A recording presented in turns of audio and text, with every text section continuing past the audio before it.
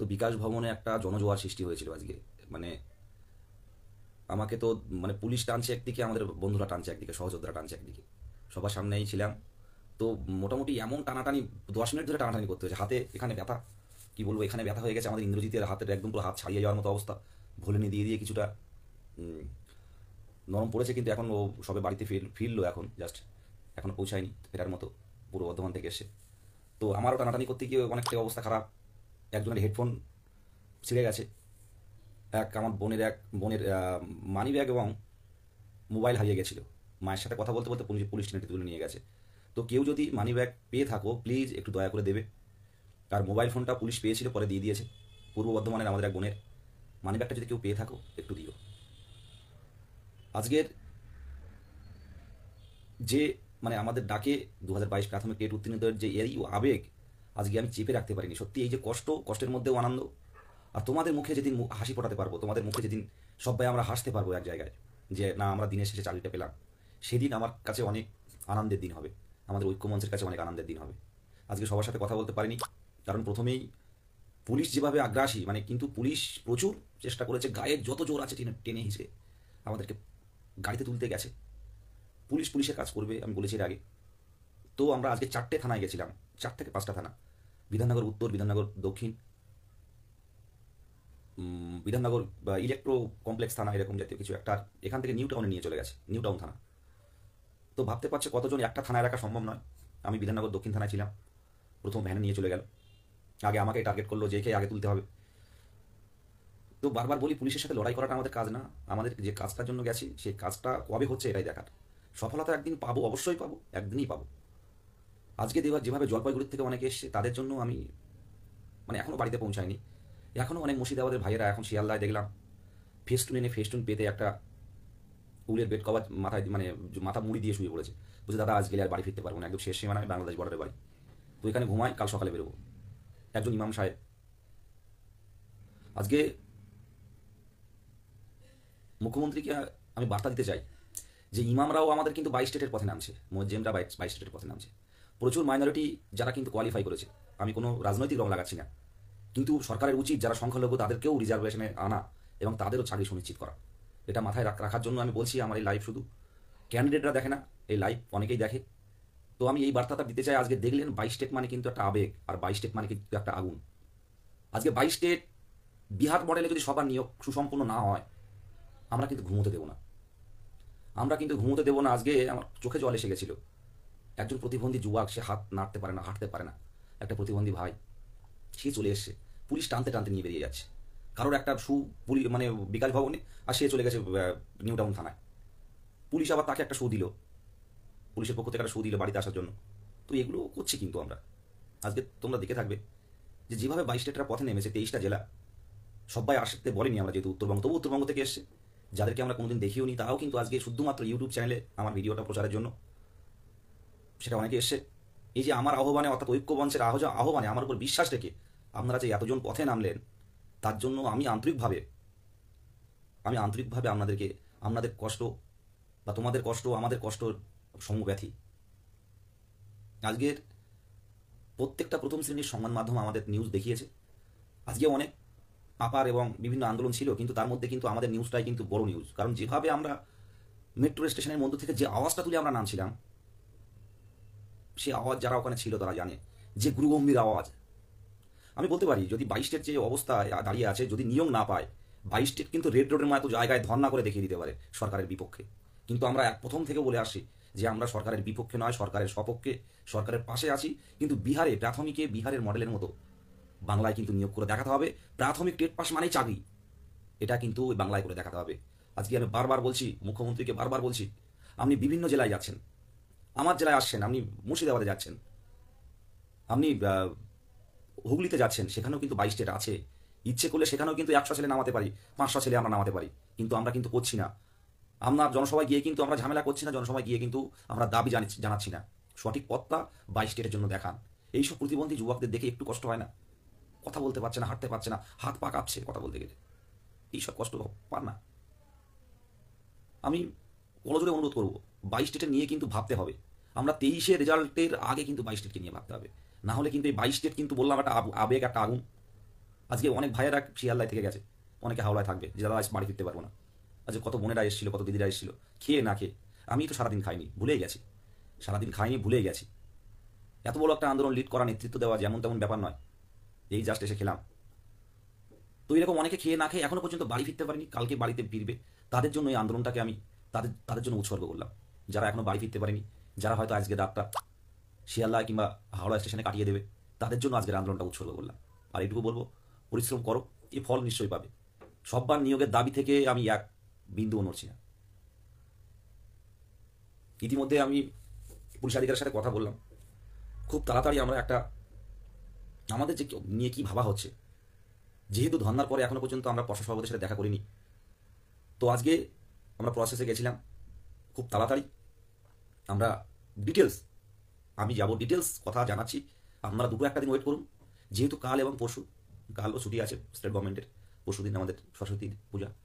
তো এই দুটো দিন আমরা একটু মোটামুটি এই সপ্তাহটা ওয়েট করুন, এর মধ্যে একটা বার্তা দেবো। আর এটা চূড়ান্ত বার্তা, এই চূড়ান্ত বার্তার অপেক্ষায় থাকুন। যেহেতু আজকে একটা বড় আন্দোলন করে এসেছি, আমরা একটা সপ্তাহ দেখব, অপেক্ষা করুন। এই বিদেশ গাজীর প্রতি একটু ভরসা করুন, চেষ্টা করি একটু। আমি কথা হয়েছে আজকে, কাল পরশু ছুটি থাকতে পারে, আমি ডিটেলস সোশ্যাল মিডিয়াতে বলবো না। তো প্রতিনিয়ত যোগাযোগ রাখছি বিভিন্ন জায়গায়। আমি মাননীয় মুখ্যমন্ত্রীকে বলবো, মুখ্যমন্ত্রী বার্তা দিলে সব ক্ষেত্রেই কিন্তু, মুখ্যমন্ত্রী যদি একটু বার্তা দেয় সেটা কিন্তু দুদিনের মধ্যে এটা ফলপ্রসূ হবে। তাই মুখ্যমন্ত্রীকে টার্গেট রেখে আমরা এগোচ্ছি।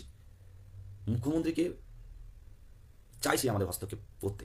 আজকে যেভাবে তোমরা আন্দোলন করলে, আজকে কিন্তু এই আন্দোলনের তরঙ্গ যে কতটা সেটা বুঝতে পারছি আমি অনেকটা, কালকে পেপারেও দেখতে পাবে। আমি সবাইকে অসংখ্য ধন্যবাদ দিই যারা আজকে ছিল। সত্যি কথা বলতে আজকে যারা ছিল খুব কঠিন ছিল, যেভাবে টেনে হাত ছেড়ে যাওয়ার মতো। আমাদের অনেকের হাতের রক্ত, মানে নখ লেগে রক্তপাত হয়ে গেছে, অনেকের হেডফোন ছিঁড়ে গেছে, অনেকের মানিব্যাগ পড়ে গেছে, অনেকের জুতো পড়ে গেছে। তো খুব কঠিন, মানে যে বঞ্চনার শিকার হয়ে কাঁদছে হাওয়া করে আমাদের হবু শিক্ষকরা, হাওয়া করে কাঁদছে যে আমাদের মুক্তি দিন, আমাদের মুক্তি দিন। সে কষ্ট আমার গায়ে কাটা দিচ্ছে, সে কষ্ট দেখার মতো নয়, সে কষ্ট দেখার মতো নয়। আজকে প্রত্যেকেই দেখলো, সরকার পক্ষ দেখলো 22 স্টেট কী করতে পারে। আমরা একটা সপ্তাহ দেখব, আমাদের কিন্তু হাতে সময় নেই না। আমাদের কিন্তু লোকসভা ভোটের দামামা বাজানোর আগে, লোকসভা ভোটের দিনক্ষণ ঠিক করার আগে, বিহার মডেলে, প্রাথমিকে বিহার মডেলে টেট পাস মানেই আমাদের কিন্তু চাকরি হওয়ার কথা। টেট পাস মানে যে চাকরি নয় তা কিন্তু না, টেট পাস মানেই চাকরি। আর সেটা সম্ভব, কারণ পর্ষদ বলুন, বিকাশ ভবন বলুন, নবান্ন বলুন, আমাদের ট্যাক্সের পয়সায় কিন্তু এখানে বড় বড় অফিসাররা আছে, কেউ ফ্রিতে কাজ করে না। সরকারেরও উচিত, অবশ্যই উচিত সরকারের, যে জনগণকে কর্মসংস্থান দেওয়া, বেকারদের কর্মসংস্থান দেওয়া। সেই জায়গায় আমরা যাচ্ছি না। আমরা চাইছি 2022 প্রাথমিক টেট উত্তীর্ণ যারা আছে, অন্তত বিহার যেমন পারলো, বিহারের মতো একটা গরিব রাজ্য যেভাবে সবার রিক্রুটমেন্ট দিল, প্রাথমিকে আবার 65,000 নিয়োগ করলো, এমনকি আমাদের বাঙালিরাও গিয়ে বিহারে চাকরি করছে, অনেকে আছে। সেই রকম আমাদের পশ্চিমবঙ্গেও করে দেখাতে হবে। মানে দেখাতে হবে, এটা এটা দেখাতে হবে। আজকে এক ডাকে যেভাবে, আজকে দেখলে প্রথম সারিতে থেকে আমি যেভাবে নেতৃত্ব দিলাম, এক ডাকে এত হবু শিক্ষক শিক্ষিকারা আসলো, এরকম এক ডাকে পরবর্তীকালে নামবো। আমরা একটা সপ্তাহ ওয়েট করুন, আমি একটা পজিটিভ বার্তা নিয়ে আসি, তারপরে আমরা পরবর্তী আন্দোলনের কথা ভাববো। একটু ওয়েট করুন, সরস্বতী পুজোটা মিটে যাক, কথা হয়েছে। সরস্বতী পুজোটা মিটে গেলে তার মধ্যে আমরা পিডিএফ প্রকাশের মামলাটা, যেটা 2022 প্রাথমিক টেট পাস ঐক্যমঞ্চের পক্ষ থেকে যেটা করা হয়েছে, খুব তাড়াতাড়ি হয়তো কালও হতে পারে বা দুদিন পরেও হতে পারে, মামলাটা শুনানি হবে। আশা রাখছি আমাদের যে মামলা আছে সেই মামলার গ্রাউন্ড প্রচুর স্ট্রং গ্রাউন্ড, যে গ্রাউন্ড আমরা 7টা বিএড থেকে শুরু করে, বিপিএড থেকে শুরু করে, ওয়ার্ক এডুকেশন, ফিজিক্যাল এডুকেশন থেকে শুরু করে, স্পেশাল ডিএলএড বিএড থেকে শুরু যারা যারা আছে, এনসিটির গাইডলাইন যেগুলো প্রাথমিকে যোগ্য নয় তাদেরকে কিন্তু বাদ দেওয়ার কথা আমরা তুলে ধরেছি। সাথে সাথে কতজন পূর্ণ প্রশিক্ষিত ডিএলএড আছে তারও গ্রাউন্ডে কিন্তু আমরা চেষ্টা করেছি। হয়তো কাল পরশু বা এই সপ্তাহের মধ্যে আমি কথা দিয়েছিলাম শুনানি হবে, আশা রাখছি খুব তাড়াতাড়ি কেসে শুনানিটা পাবে, আর সেটা কিন্তু কেস আপডেট গ্রুপে জানিয়ে দেওয়া হবে। আমার সবিনয় নিবেদন, আমরা নিজের জায়গায় যেখানে যা আছে আপনাদের আধিকারিক থেকে শুরু করে, পার্টি নেতা থেকে শুরু করে সবার কাছে দাবি রাখুন 22 স্টেটের ব্যাপারটা, যে 22 স্টেটের নিয়োগটা দিন।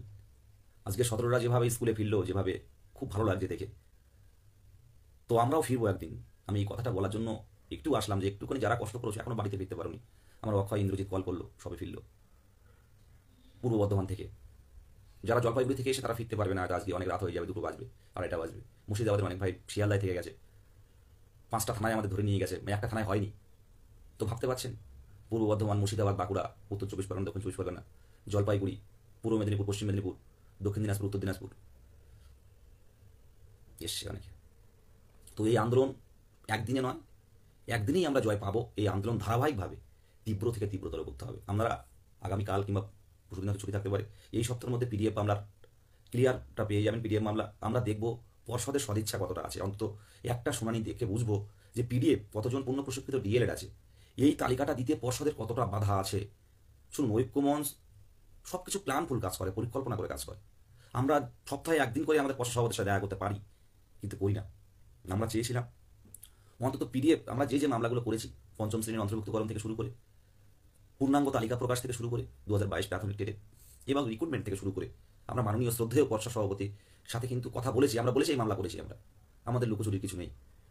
এই মামলাগুলো কোনো কিছু জটিলতা আনার জন্য নয়, আমাদের স্বচ্ছতা আনার জন্য। কতজন কালকে বা পরশু যেদিন আমাদের কেসটা উঠবে এই সপ্তাহে বলেছি আমি, সেদিনই পর্ষদের যে অ্যাডভোকেট দেবে সেই অ্যাডভোকেটের কতটা পূর্ণাঙ্গ তালিকা দিতে কতটা বাধা, সেটা দেখার পর আমরা মানে আমাদের শ্রদ্ধেয় স্যারের সাথে দেখা করব। আমরা বলতে পারবো স্যার কী হচ্ছে। আজকে মাস থেকে মানে ফেব্রুয়ারি রেজাল্টের পর থেকে সেই দিন থেকে কিন্তু আমরা লেগে পড়ে আছি।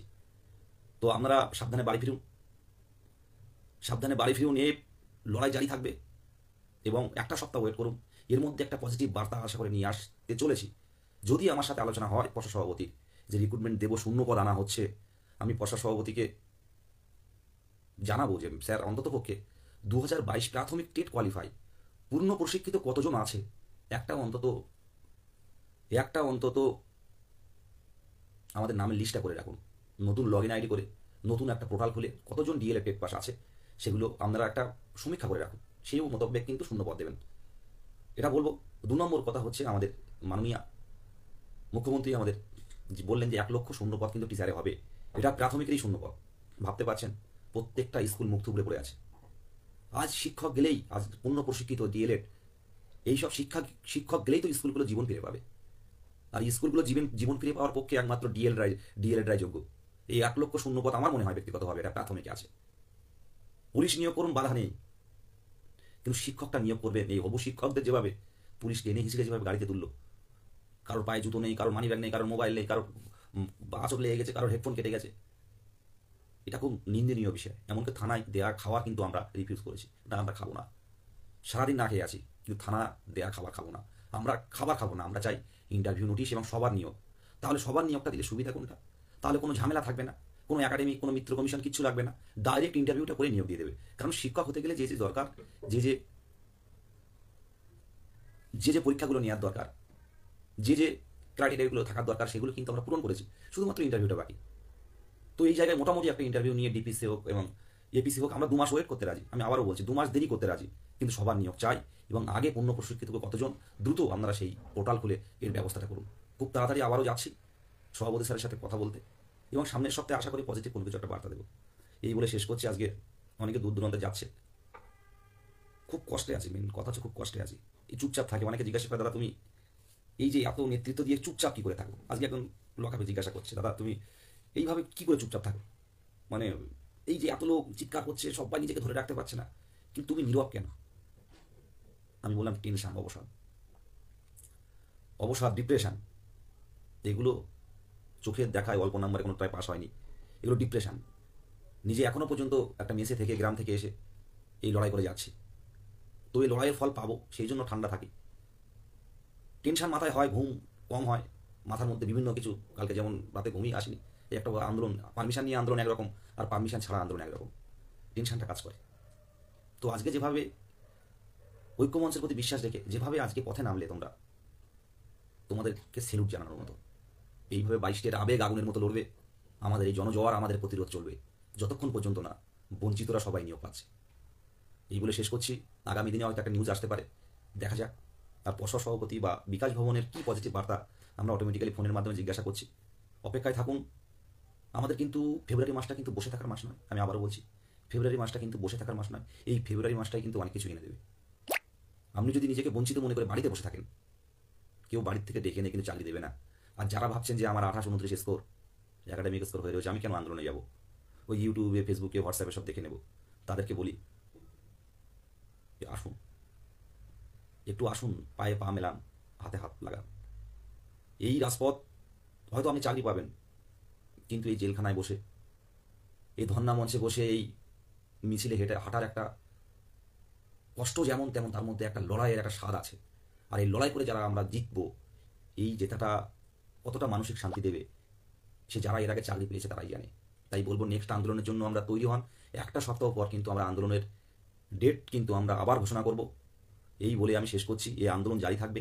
আর মাননীয় মুখ্যমন্ত্রীকে আমি শেষবারের মতো আবারও বার্তা দিতে চাই, প্রাথমিকে বিহার কিন্তু সববার নিয়োগ দিয়েছে যারা টেট কোয়ালিফাইড আছে, টিচার এলিজিবিলিটি টেস্ট।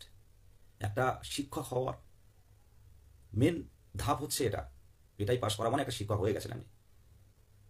একটা শিক্ষক হিসেবে আমি এলিজিবিলিটি। সুতরাং বিহারের মডেল, সববার নিয়োগের মডেল, এটা চালু করুন। একবার চালু করুন, দেখবেন আন্দোলন থাকবে না। আর যদি কোনোভাবে এই 22 স্টেট কিন্তু বঞ্চিত হয়, এরা কিন্তু পথে থাকবে। বারবার বলছি, এরা কিন্তু পথে থাকবে। এরা বিকাশ ভবনের সামনে গিয়েও এই জনজোগাড় করবে। পুলিশ কিচ্ছু করতে পারবে না। আজ পুলিশ টেনে তুলতে তুলতেই আমাদের 1 ঘন্টা লাগিয়ে দিয়েছে। সুতরাং এদের নিয়োগ দিন। আর এই মিছিল যদি, এই জনজোয়ার যদি কোনো দিন আমরা অন্য কোথাও জনসভায় চালিয়ে দিই, বুঝতে পারছেন কী অবস্থাটা হবে। তাই মুখ্যমন্ত্রীকে আমি বার্তা দিতে চাই, আমিও ঘরের ছেলে, এর আগেও বলেছি, আমিও তৃণমূল পরিবারের ছেলে, আবারও বলছি, কোনো আন্দোলনের পথে যেতে চাই না, কিন্তু আমাদের একটাই দাবি, সেটা হচ্ছে 2022 প্রাথমিক টেট উত্তীর্ণ যারা আছে বিহার মডেলের মতো সবার নিয়োগ দিতে হবে। এটা আমাদের হকের দাবি, এটা আমাদের অধিকার। আর এই অধিকার থেকে ছিনিয়ে নিতে আসলে কিন্তু আমরা ছেড়ে কথা বলবো না। কারণ এই ডেমোক্রেসি সিস্টেমে জনগণই প্রথম কথা বলবে।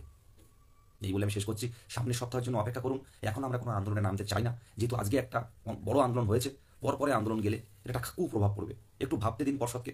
আজকে আন্দোলনটা করেছি, সব জায়গায় কিন্তু খবর গেছে। আবার যদি এর মধ্যে 2-4 দিনের মধ্যে আন্দোলন করি, তাহলে কিন্তু একটা খারাপ একটা বার্তা যাবে। আন্দোলন করবো, আবারও আন্দোলন করবো। সামনের সপ্তাহটা অপেক্ষা করুন। আজকে যেহেতু আমি কথা বলেছি, সামনের সপ্তাহে কোনো না কোনো দিন একটা বার্তা আমার কাছে আসবে। সেই বার্তাটা আমাদের সামনে তুলে ধরবো।